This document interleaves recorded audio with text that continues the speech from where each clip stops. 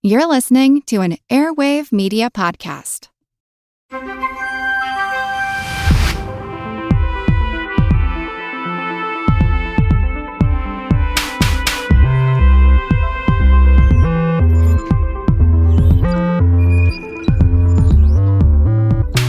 Welcome to Unbiased Science, where we bring scientific method to the madness. And we're your hosts, Dr. Jess Steier and Dr. Sarah Scheinman.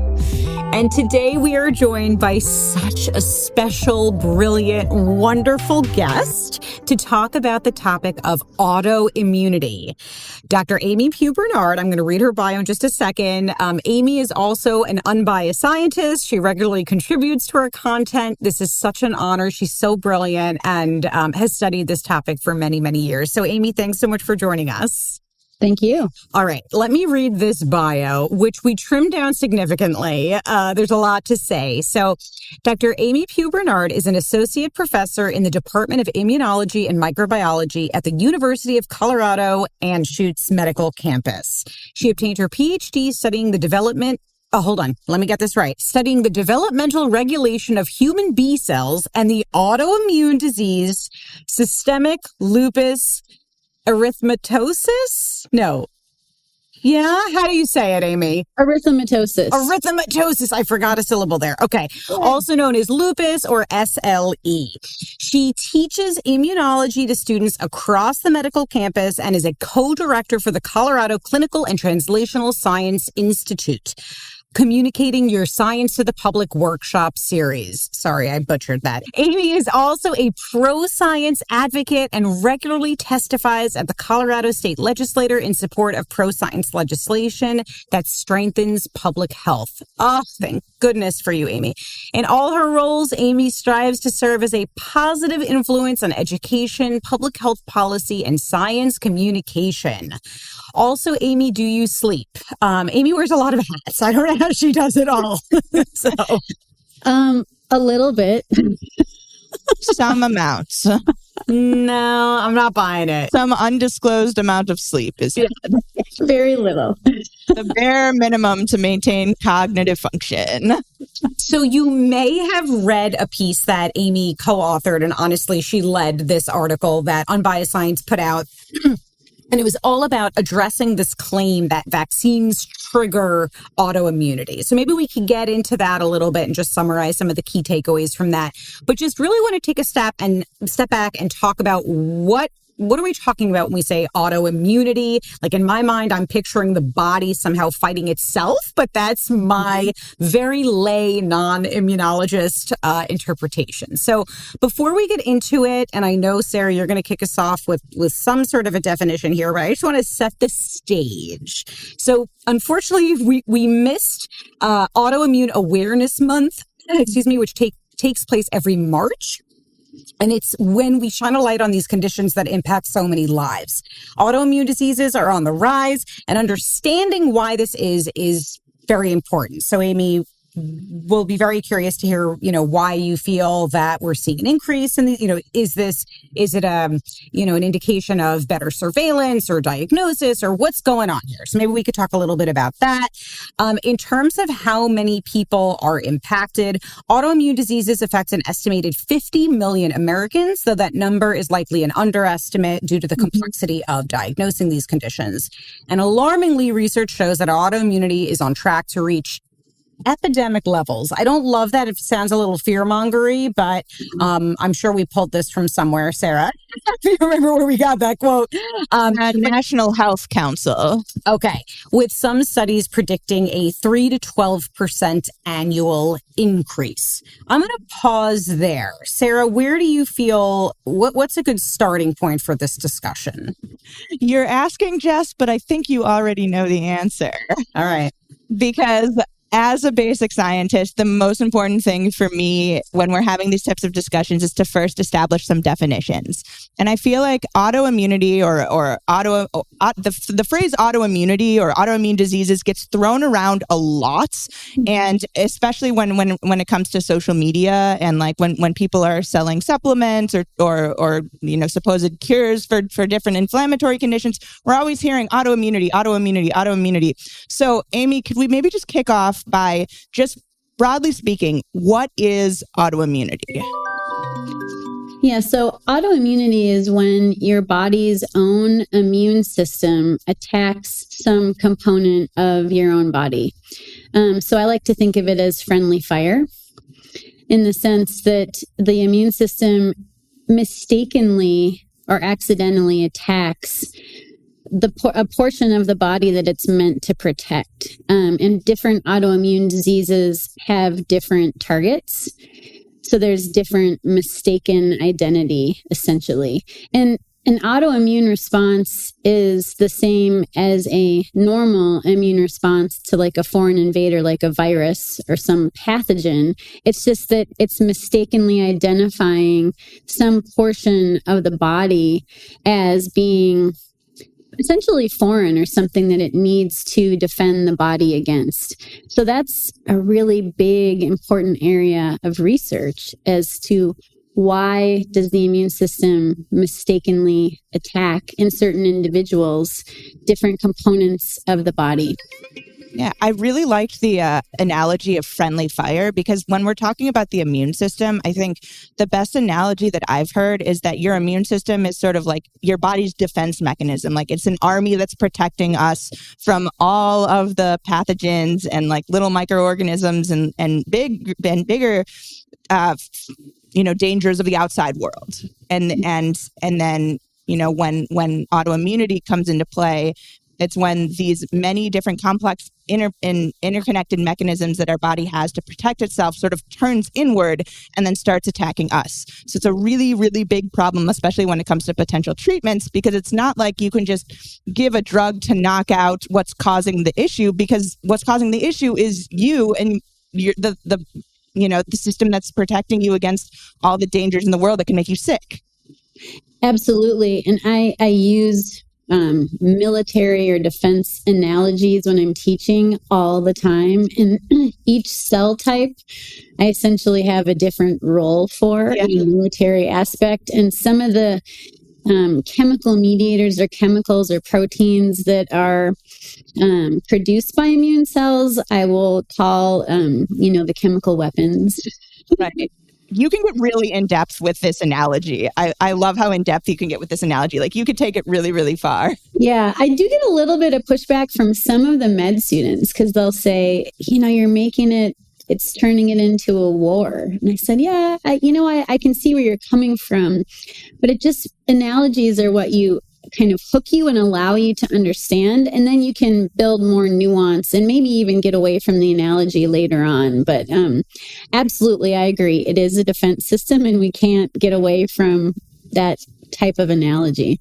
And I would say as far as like the way our memory works with like learning new things, analogies are really, really helpful, at least at the beginning when you're trying to sort of memorize or like internalize a very large body of new information. And we were talking right before we hit record, Aimee, about how on LinkedIn, immunology is listed as a second language on your profile. And I think that's really, really accurate because like of all the branches of science, I would say immunology has the most complex terminology. And I think it's really, really, it's a good thing that LinkedIn acknowledges that. Mm-hmm. It might have been a mistake, but I took it. And Aimee, you have a gift at taking this complex language and making it understandable for someone like me who really has no training in this whatsoever. So, all right, Sarah loves a definition. Aimee loves an analogy. Jessica loves real world applications. So what are we talking about here? So when we're talking about autoimmune disorders, my understanding is that we're talking about over 100 different disorders, right? So things like psoriasis, celiac disease, multiple sclerosis, type 1 diabetes, and rheumatoid arthritis. Those are maybe some of the more commonly known ones and more common ones. But then there are rare ones. I'm not even going to attempt to pronounce some of these things, but we're dealing with a very complex, like a lot of different things. So what is, I guess in my mind as a non-immunologist, like what links these things and what differentiates them? Like what makes one autoimmune disorder different from another? I ultimately would, the bottom line would probably be the target. So there are really kind of two broad categories for autoimmune diseases. We define them as organ specific, and then there's also systemic. Now, keeping in mind, though, those that are organ specific, if you're knocking out a piece of an organ or a component of an organ, it's going to have a systemic effect. Like, as an example, like you mentioned, type 1 diabetes. That is an organ specific autoimmune disease because your immune system, for whatever reason, has decided to see the pancreatic beta cells as the target.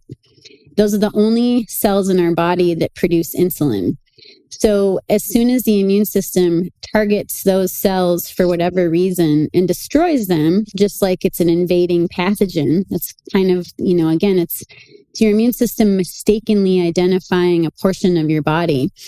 So those pancreatic beta cells are then eliminated. You now have no ability to produce insulin.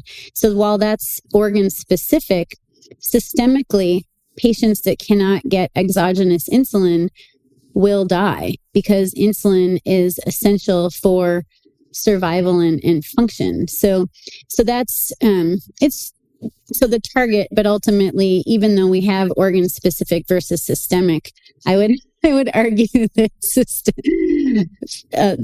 I'm laughing because there is another guest on the pod. It appears. Yes, my dog, one of my 5 dogs, Riggins, has joined us. So if you're not watching on video, if you're listening to this, that's what's going on. I apologize. I'm so sorry, Aimee. I think Riggins is very interested in type 1 diabetes. Riggins probably has type 1. No, he doesn't. No, Riggins is. I say that, and I shouldn't joke. He's had a lot of medical issues. He's my.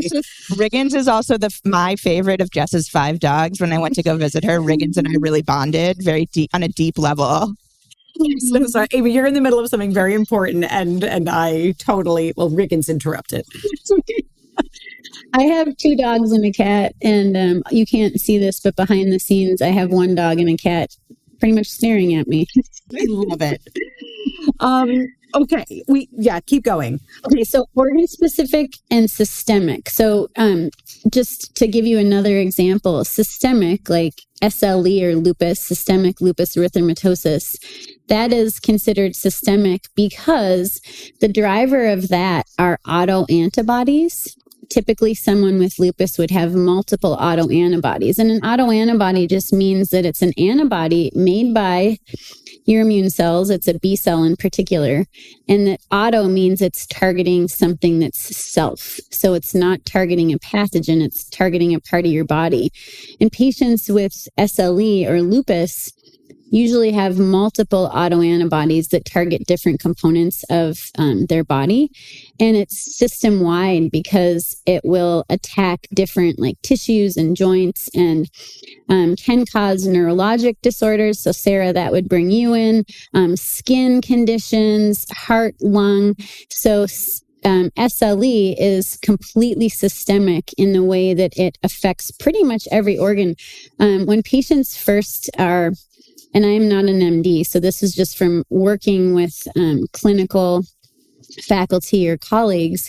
When patients first come in with lupus to be diagnosed, it's often challenging because there's so many different organs or systems that could be affected. It often comes on as what's called this butterfly rash or this wolf's mask. But that doesn't happen with everyone. So sometimes there's rash and skin involvement. Other times it's lung or joint or other things. So it can be very challenging. And it's often this integration of all these different clinical colleagues that will come together. So it's truly integrative in the sense that they have to reach out to all these different types of specialists to kind of come together and identify lupus. So that's a challenge with some of these autoimmune diseases, is that they're a little bit difficult to, I think, diagnose and identify in the beginning. Which makes sense, because if you're dealing with a system-wide sort of attacker with like the auto antibodies that you mentioned, it makes sense that you would get sort of a collection of sometimes vague or non-specific symptoms. And I also am not an MD, but I grew up watching House MD, the show. And there is this sort of running joke for fans of the show that like every time the members of the team are doing a differential diagnosis to try and determine what's wrong with a patient that's presenting with all these symptoms, one of the jokes as well, lupus is always on the whiteboard when they're writing the different possibilities for what the condition could be, but it's never lupus. Except for like one episode where it actually was lupus, but like it's always on there because, like I'm making a joke, but because it does make sense because the patient is presenting with all of these like weird symptoms that cross different organ systems and are sort of like all over the body. And so it just makes sense that like when you're trying to parse out what's happening, that lupus is always kind of on the table as a possibility. Yeah. And I think that is what can be a little bit discouraging or frustrating to some of these patients that have some like autoimmune type phenomena. But when they go to their doctor and they look at different autoantibodies or they look at different things, sometimes it can be time consuming and be lengthy for them to get a diagnosis. And I think sometimes that's frustrating. And I know this is would be a different episode, but it drives them to do their own research. Oh, that's a whole episode. That is a whole episode. Well, oh God, I have so much to say about that. You know that, Aimee. Yeah, we just gotta clip it right there. So, okay, I have so many questions. You just mentioned autoimmune antibodies. So then is there a test that can be run? Again, we're speaking, none of us are clinicians, right? Mm-hmm. But like, how does one get diagnosed with an autoimmune disease? Well, you'd have to go obviously see your physician. They can run, blood tests that would look for different autoantibodies. One of them that was more common and is becoming a little bit more antiquated is something called the ANA or anti-nuclear antibodies. That I have been told one of my favorite and probably best colleagues here on the Anschutz campus runs the translational and clinical immunology, allergy and immunology lab for Children's Hospital. And so she keeps me up to date on all of the new and amazing assays. And the ANA is kind of antiquated, but it looks for anti-nuclear antibodies or autoantibodies that would, go into the nucleus. And it can be an indication, but then they can then run further testing to look for different specific autoantibodies that are often related to different conditions.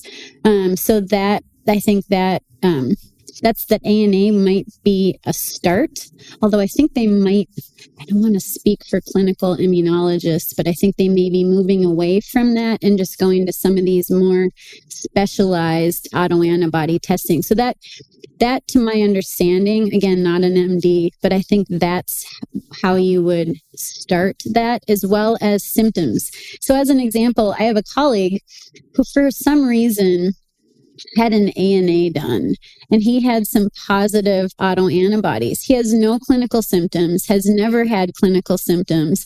And he was told by his doctor, like, look, you need to have autoantibodies combined with symptoms for us to start doing anything, because it seems as if some people might have one or two autoantibodies and nothing comes of it.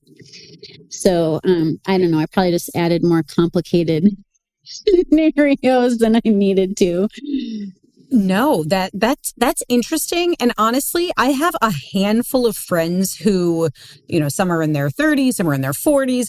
They just recently were diagnosed with an autoimmune disease. All different ones, and different things prompted them, some non-specific symptoms, and they were going for more testing. But I guess that leads me to my next question is, how does one get an autoimmune disease? Is it genetic? It strikes me as interesting that some people are diagnosed later in life. Like, what's influencing the likelihood of having an autoimmune disease? Well, the main reason would be when you share misinformation on social media. She had to slip that in. I know I did. No, sorry. To be absolutely serious, it's always genetics. and a combination of environment. You cannot, one of the things I teach the med students and PA students is that you have to have the genetics, but the environment is also intertwined. You can never, you're always part of your environment. So exposure to certain things. Sure. Something I assume you probably talk about a lot about epigenetics too in your courses as well. It's an area of my research. Yeah, a little bit. It's the interaction. Yeah, the interaction between genes and environment. Yeah. Yeah. So yeah, absolutely. But the genetics is the component. So if you don't have the genetics for an autoimmune disease, it's unlikely that you would have one. Now, developing later in life, I think, has to do with your environment and exposure and just time.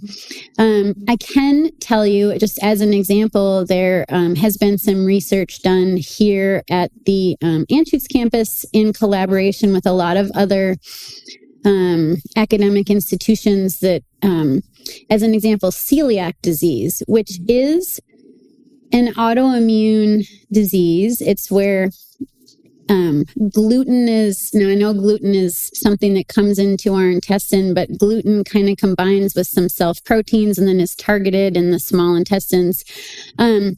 But there is the genetic component for that are these things called HLA, or human leukocyte antigen. And these are essentially proteins that all of the cells, every cell, with the exception of like something that doesn't have a nucleus like baby red blood cells, these are presentation proteins. So human leukocyte antigens present proteins. And these HLA, often we have HLA markers for different autoimmune diseases. So with celiac, what I like to teach my medical students for, they have to take these exams called STEP. So there's like step 1, which is essentially like your first step into, I guess, exhaustive studying and proving that you're smart. And then there's step 2. But for step 1, they have to memorize just all kinds of stuff. And for celiac disease, the mnemonic I use is I ate too much DQ. And it's because DQ2 and DQ8, and DQ is just one kind of flavor of HLA. DQ2 and DQ8, through this study, that I mentioned, this Teddy study, was it the Daisy study? Sorry. How dare you, Aimee? Yeah, I know. DQ2 and DQ8 are essentially a genetic component for celiac. And this just speaks to the fact that immunology is indeed a foreign language. And Dairy Queen I will never have a Dairy Queen. What is that thing called?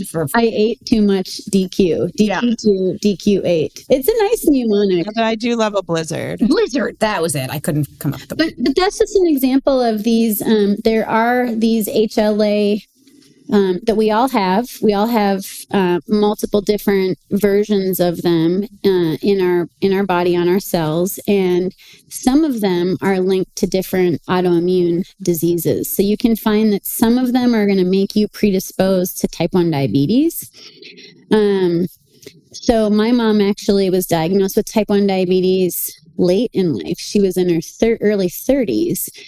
So my kids were enrolled in a study here to look at their genetic predisposition to certain markers. So there's a lot that you can do to know potential predisposition. But also important to keep in mind, we don't know all of the genetic components, and that's why funding for science is so key and essential and needed. And diabetes and all these things are chronic diseases. Mm-hmm. And I would also argue that, like, potentially one of the reasons why we're seeing an increase in the prevalency of certain autoimmune diseases isn't necessarily that there is an increase in the prevalency. It's just that, as Aimee was talking about a little earlier in the episode, our diagnostic tools are becoming much more sophisticated. So we are able to pick up these diseases in people a little bit later in life. Whereas when these folks were younger, these assays and diagnostic tools had not yet been invented yet. So although the perception may be that there is an increase in autoimmune disorders, the fact is that we're just better at picking up on it now. Is that correct, Aimee? Would you say? Absolutely. I absolutely agree, because again, there's that genetic component. So if you have genetic predisposition, it's a possibility. It's not going to be a guarantee, but there's a possibility that you would later in life have that autoimmune disease, or, whichever you have the genetic predisposition for. But if you have none of those, there are a lot of us that are walking around without autoimmune diseases. So I agree. It's absolutely, we're finding it more. We have better ways to diagnose. We can also look for genetic predisposition, and that gets to the point where you could potentially maybe alter behavior or environment or things like that, so that you could maybe delay the onset. Fun fact, celiac disease, which again is essentially autoimmune in nature, even though it's attacking gluten, kind of meshes with some self-proteins and then is attacked in the small intestines. If you remove gluten, you can essentially eliminate or reverse that disease. Like people that have celiac, Now, if they have had celiac disease for a long time in their intestine, the villi, the little finger-like projections, have been destroyed by the immune system and there's not much absorption, you cannot really reverse or rebuild the villi or the little finger-like projections in the small intestine. But if you catch it early and they take out gluten, you can kind of restore function and essentially reverse that disease. And right now, that's the only one that we think we can do anything like that with. Okay, two things. First of all, I'm so happy that you called celiac an autoimmune disease, because I recently did and got scolded for that. But I guess I know. I don't remember why. But anyway, okay. And then two is... Well, you should not have. Thank you. I don't understand. I'm trying to remember the point the person was trying to make. I really don't remember. But anyhow, was it? Okay, I don't remember. Okay, doesn't matter. I'm going to keep going with that.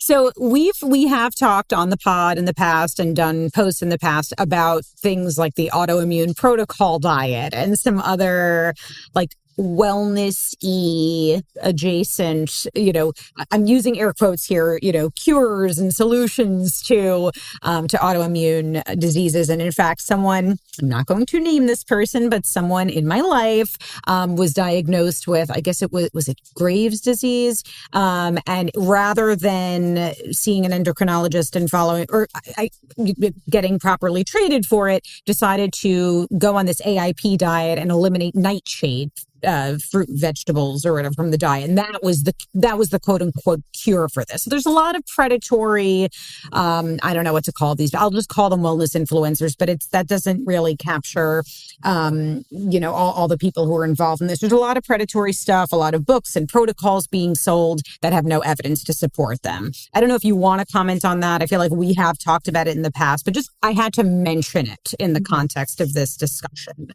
Yeah, no, I honestly, I've tried not to learn much about the autoimmune protocol only because it is not evidence-based. I think if people are following that and it's not harmful, like it's not removing water or air or something like essential.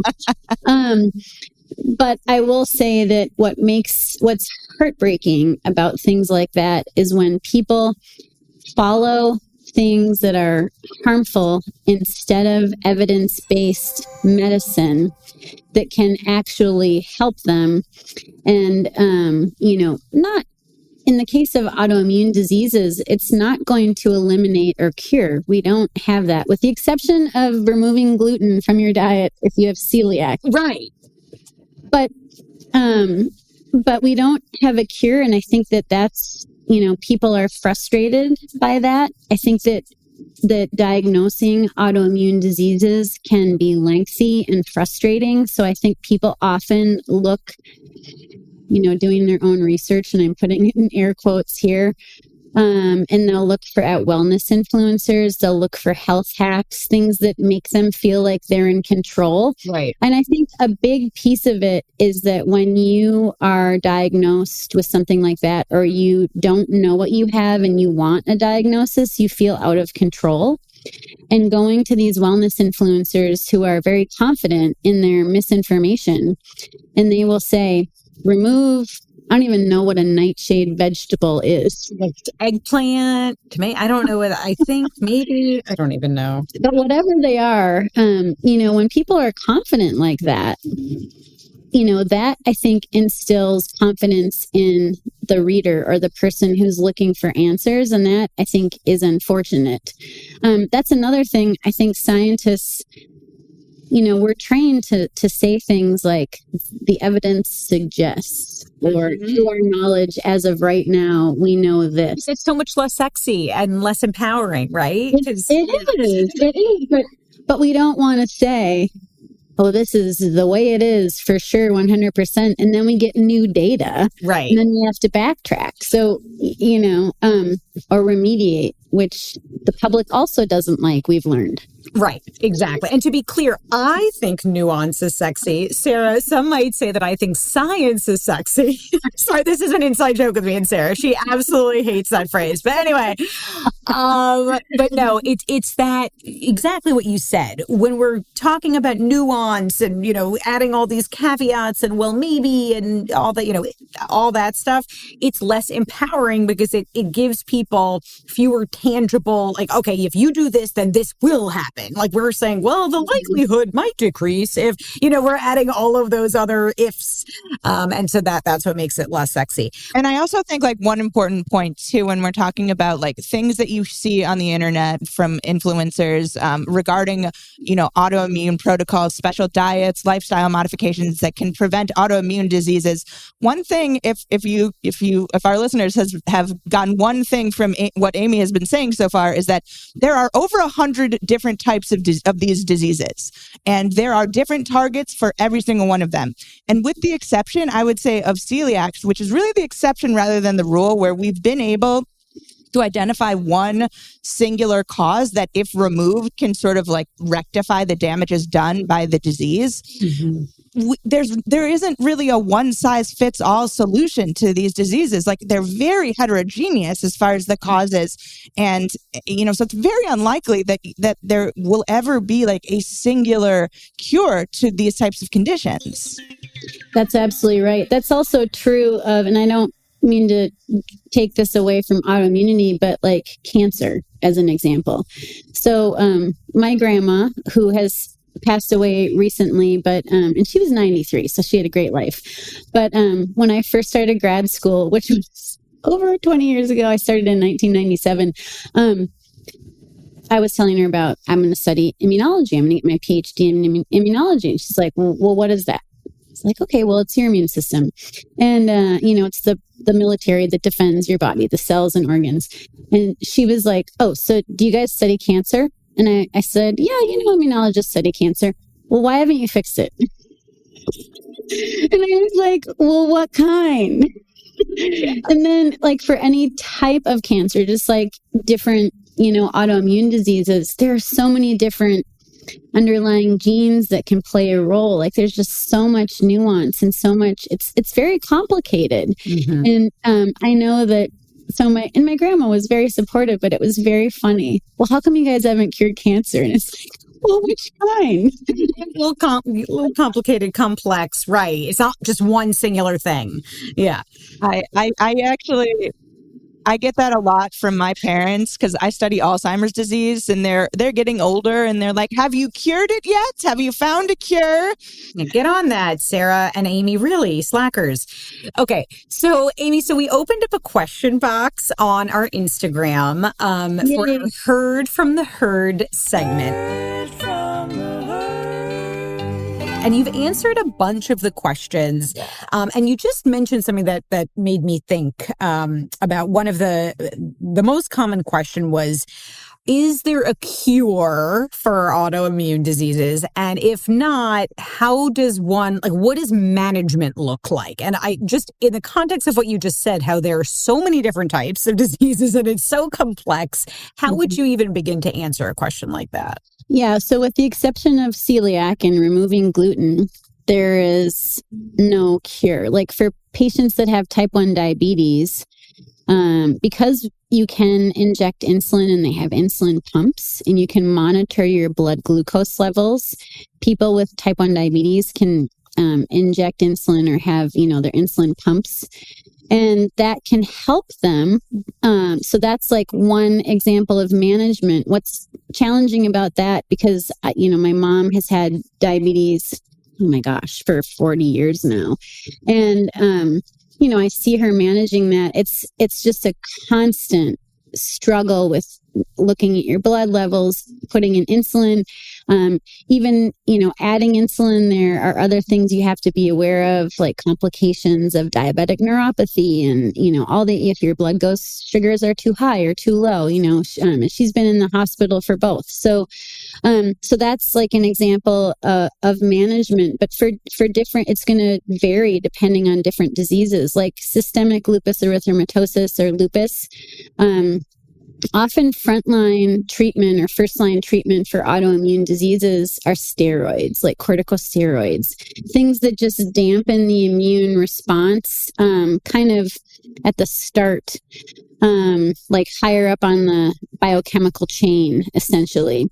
But it's just like it's like throwing a blanket on a fire. It's not specific for anything. So there's also side effects with steroids. People will often kind of feel yucky. They'll gain weight. There's just a lot of different complications. So it's going to vary for different autoimmune diseases, what management would look like. And again, working with a physician for what's best for those individuals. And like furthering along with the lupus example, some people do not respond well to steroids. So they're considered to be refractory, which means that they do not respond well to like kind of traditional therapeutics for different diseases.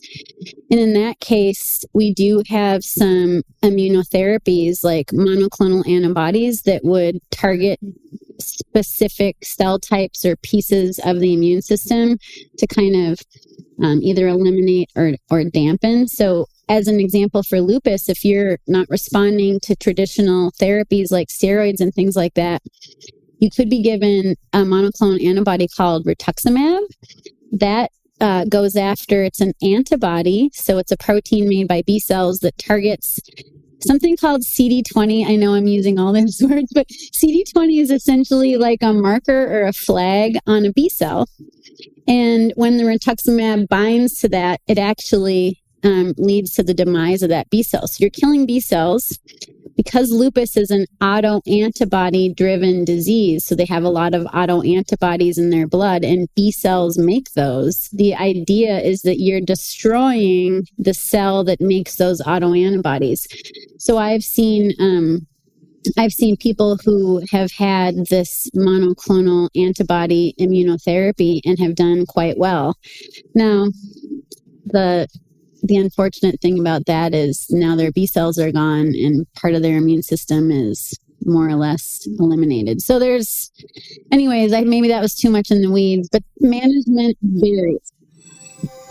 Aimee, I'm going to challenge you now because there are a couple of, pervasive misconceptions about immunity. So just like if we could do like a round robin, quick, because I know we're coming up at the end of the episode, how would you respond? Okay. Is this statement true or false? Spoiler alert, they're all false. Okay. Autoimmune diseases are caused by toxic chemicals or heavy metals in the body. Yes, that is not true. That is false. I mean, nothing more, like there's no stuff, like there's nothing to that. Absolutely nothing to that. Yeah, I have not seen anything in the literature that would suggest that would be upheld by science in any way. But I have seen that on some mis and disinformation sites. Yes. Yeah. Well, the hot thing now are these, detoxes to prevent or treat autoimmune disease. Okay. So that's a big heck no. All right. Yeah, heck no. I'm just going to say, you know what? No.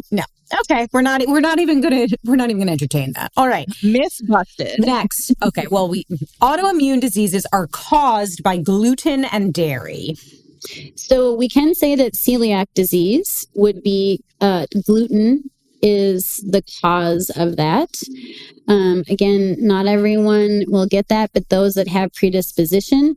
Now, the dairy thing is different. People can have like allergies to dairy, but there is no evidence to suggest that dairy is a cause of any autoimmune disease that I have read. And allergies, this is an important point, right? Allergies are distinct from autoimmune diseases, correct, Aimee? Correct. Allergies, the nerd term are hypersensitivities, and it means that the immune system is overly sensitive or overly reactive to some harmless component like protein components like dairy or peanuts or shellfish or egg. So your immune system is overly sensitive, hypersensitive to things that are not harmful. So like pollen and pet dander, those kinds of things could also be added. But hypersensitivities are very different than autoimmunity. So your immune system isn't, I guess the converging factor is that the immune system is playing a role. Right. Mm-hmm. Right. Mm-hmm. I will say, oh my gosh. Okay. You can cut this out if you need to.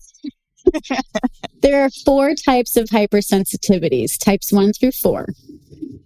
I view, and the way that I teach medical students about hypersensitivities is that they are essentially different mechanisms that can contribute to immune responses. Mm-hmm. So you may see that there are some hypersensitivities, like a type 2 hypersensitivity is often involved in autoimmune disease reaction, but it's really just a mechanism behind it. Okay, I'm just going to end there. Perfect. And then in maybe 1 minute, it's a 2-parter. So 1, could vaccines cause/trigger autoimmune disease? And 2, should people who have autoimmune disease avoid vaccination? Yeah, so I think we wrote a Substack on this for we did. We wrote it all out. But the answer would be no. The components in vaccine are often harmless forms of the pathogen, instructions to make a little tiny piece of the pathogen like spike. All of these things have been proven safe and effective in clinical trials with thousands, if not hundreds of thousands of people to show that they are not involved in autoimmune, becoming autoimmune or coming down with the disease. And then as far as the second piece, if people have autoimmune diseases, should they avoid vaccination?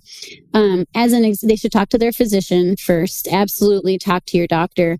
The second piece is, I know my mom from being type 1 diabetic, she's been told she needs all the vaccines because it's going to help her immune system fight off pathogens that she might not be able to fight off as readily because of her autoimmune diseases. So in my understanding, again, not an MD, but most people are told to get vaccines, that they are a preventive medicine, evidence-based preventive medicine that they should absolutely include in part of their health practice. Wow. Dr. Aimee Pugh Bernard, you are a brilliant unicorn, wonderful. Is that Wonder Woman behind you? Because you are Wonder Woman. My daughter painted that for me. Isn't that cute? You kidding me? Yeah. Oh, God, I love that so much. No, but you really are. You're like immunologist, Wonder Woman.